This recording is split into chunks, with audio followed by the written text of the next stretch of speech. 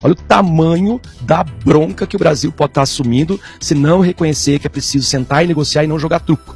Porque a gente pode ter tido uma eleição que, se houve de fato interferência externa, uma eleição inválida, uma clara violação de soberania, que é um problema que os Estados Unidos vai resolver lá do seu jeito judicial e internamente, mas que, claro, em função dessa interferência americana no Brasil e com o resultado dessas primeiras votações que serão semana que vem, a gente pode ter novas sanções. Essa é a primeira preocupação que eu tenho com relação ao que pode vir de pior. Eu já falei aqui, eu não quero assustar a nossa audiência, mas acho que a nossa classe governante ou desgovernante está tão preocupada em limpar a sujeira do próprio umbigo que ainda não se deu conta do tamanho do tsunami que pode vir à frente. A gente pode ter colapso financeiro, a gente pode ter colapso político. Eu questiono até se a gente teria condições de, no ano que vem, fazer uma eleição normal, diante do tamanho das sanções que podem vir à frente, se configurar, eu acredito que se configure, embora o Luiz Fux é o terceiro a votar, né, Paulo? Então talvez ali a gente tenha alguma esperança de retardar esse julgamento. Uma outra coisa que me preocupa nesse caso, e eu tive conversando, como toda a nossa audiência sabe, eu sou professor, o meu meio é majoritariamente de esquerda, uma coisa que me preocupa e muito, que é uma coisa de médio e longo prazo,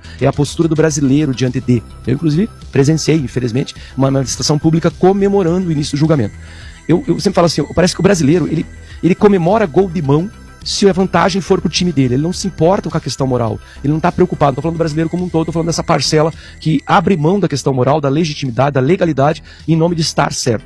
Isso é uma preocupação mais grave que eu tenho. A terceira, que isso mexe com o nosso sistema eleitoral. Se você tiver uma população que, para ela, não faz diferença a imoralidade, o que importa é colocar o Bolsonaro na cadeia, mesmo que todo o processo seja ilegal, que não haja nenhuma prova material que o ligue a isso, a gente está criminalizando o pensamento. O que é tremendamente preocupante para um país que ainda acha que é uma república. A república é só um nome, nós somos uma república da toga. Nem o ministro Lewandowski, agora o ministro da Justiça Lewandowski, quando afirmou que esse é o século do judiciário, ele entendeu, e como a gente vê, entendem muito claramente, que não se trata de dar acesso à justiça, mas do sistema judiciário se intrometer em todos os aspectos da nossa vida e legislar sobre ela. É claramente uma tirania do judiciário, que a gente vê aí. E o terceiro momento, para mim encerrar essa fala, é que a gente vê a famosa, não que eu vou ficar surpreso, ficaria surpreso se fosse o contrário, mas vê o silêncio barulhento, o silêncio que grita da extrema imprensa em todos esses casos. As denúncias do Tagliaferro que seriam suficientes para parar todo esse julgamento, porque ele mostrou por A mais B ali que houve uma clara produção de provas pelo sujeito que está investigando, é vítima e vai dar seu voto. Isso é comprometedor para o sistema judiciário. Depois, se permitir, inclusive, eu vou citar só um trechinho da fala do advogado do Bolsonaro, que é o Paulo Cunha. Foi brilhante a colocação dele, a comparação, inclusive, que ele fez. Se você quiser, pode falar. Nós vamos falar daqui a pouquinho sobre o Tagliaferro também, né? Mas se você quiser citar aí agora, né, fique à vontade. Não, foi brilhante. Eu não sei se talvez os juízes tenham percebido a comparação que ele fez. Porque o Paulo Cunha, na sua fala de abertura, ele criticou, claro, a forma como o processo foi encaminhado. O outro advogado do Bolsonaro falou que não teve acesso à íntegra do processo. E aí o Paulo Cunha fez uma comparação.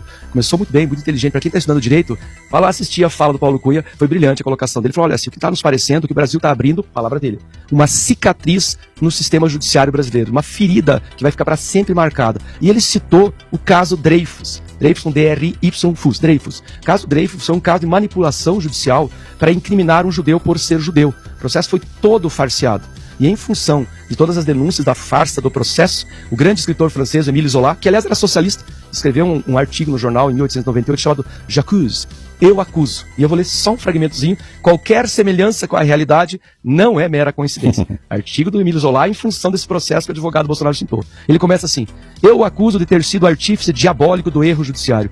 Quero crer e de ter em seguida defendido a sua obra nefasta durante 3 anos através de tramas absurdas e culpáveis. Acuso de ter mostrado cúmplice por fraqueza de espírito de umas maiores injustiças já cometidas. Eu acuso de ter sido nas suas mãos as provas certas de inocência e de tê-las abafado, de se tornar culpado desse crime de lesa humanidade, com o objetivo político de salvar o Estado.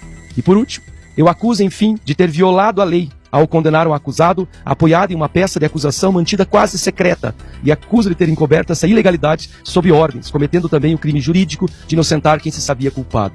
Isso é brilhante. O cara foi buscar um texto de 1898 e olha as comparações que há nesse texto da farsa. E ele disse, a consequência desse processo de 1898 foi uma cicatriz jurídica que a França se envergonha até hoje. A França foi o primeiro país antissemita da Europa, muito antes de toda aquela confusão de Segunda Guerra Mundial.